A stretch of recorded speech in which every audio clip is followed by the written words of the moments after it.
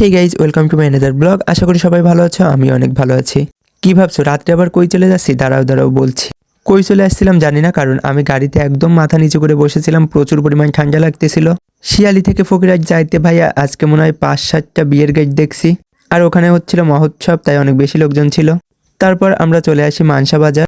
আর আমি মোটরসাইকেলের পিছনে মাফলার মুড়ি দিয়ে একদম বসেছিলাম, কারণ আমার বেশি ঠান্ডা লাগতেছিল। নাক দিয়ে রীতিমতো জল পড়েই যাচ্ছিল। আজকে কোনো প্ল্যান ছাড়াই হুট করেই চলে আসছি। কাকার সঙ্গে আমার ফকিরহাট চা খাইতে যাওয়ার কথা ছিল আরো 1 বছর আগে, কিন্তু সময়ের কারণে আসা হয়নি। আজকে আসা হলো। হাত একদম ঠান্ডা হয়ে গেছিল, তাই সেঁকে নিচ্ছিলাম। এই তো, এই যে চা খেয়ে নিচ্ছিলাম। চা খাইতে খাইতে এই যে ফোন চলে আসে, কারণ আমরা তিনজন তিন প্রান্তে। আশা বৈঠিয়াঘাটা, শান্ত মোল্লারহাট, আর আমি ফকিরহাট।